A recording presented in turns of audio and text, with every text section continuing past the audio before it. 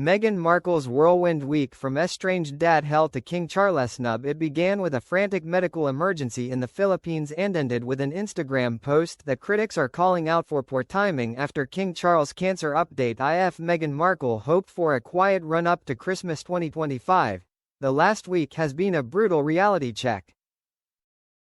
In the space of just 8 days, the Duchess has been pulled back into the soap opera of her estrangement from her father, only to find herself accused of upstaging the king during his most vulnerable moment. Thomas Markle, 81, underwent an emergency leg amputation last week in the Philippines as he said he wishes to meet his grandchildren, Prince Archie, 6, and Princess Lilibet, 4, as well as Meghan's husband, Prince Harry. Meghan has been estranged from her father for years after a series of falling outs, including Thomas staging photos appearing to show him preparing for the wedding. The fallout saw him pull out of his daughter's wedding just days before the ceremony in Windsor, citing health problems. Here, we take a look at Meghan's difficult week from reaching out to her father to making an update on her husband. Fatherlessness. The chaos began when Meghan's father Thomas was rushed to hospital in the Philippines where he now lives full-time. While sources close to the Sussexes claimed Meghan had tried to reach out, reports from Thomas' bedside painted a different picture. The Mail on Sunday claimed the recovering patriarch was confused and received silence from his daughter. According to the PA news agency, the Duchess does not have his phone number and believes she is not in possession of his phone while in hospital. Her team confirmed she had in fact emailed her dad, but the paper reported that he never uses email.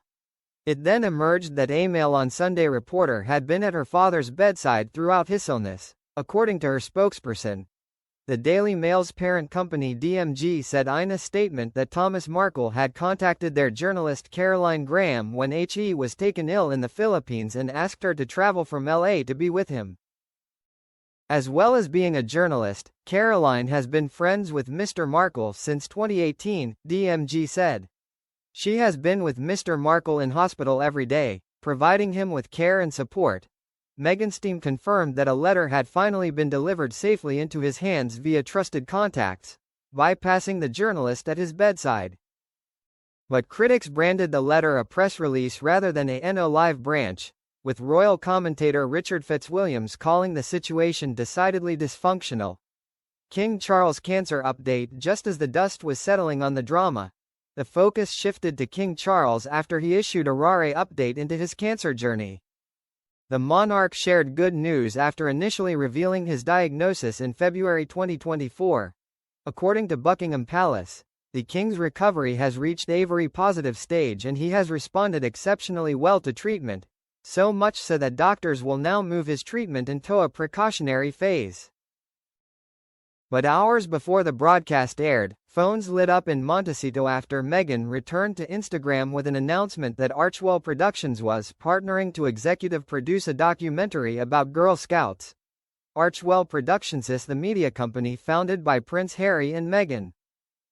The documentary, directed by Alyssa Namias, follows 4 tenacious girls, who strive to be a top-selling cookie queen, navigating an $800 million business in which childhood and ambition collide, the festival program states. Announcing the project on social media, Meghan said she has a personal affinity for the film, having been a Girl Scout herself. She accompanied the message with a never-before-seen photo of her as a child with her mother, Doria. A young Meghan is seen with one arm wrapped around her friend and holding her mum's arm with the other, as they posed with other Girl Scouts in LA.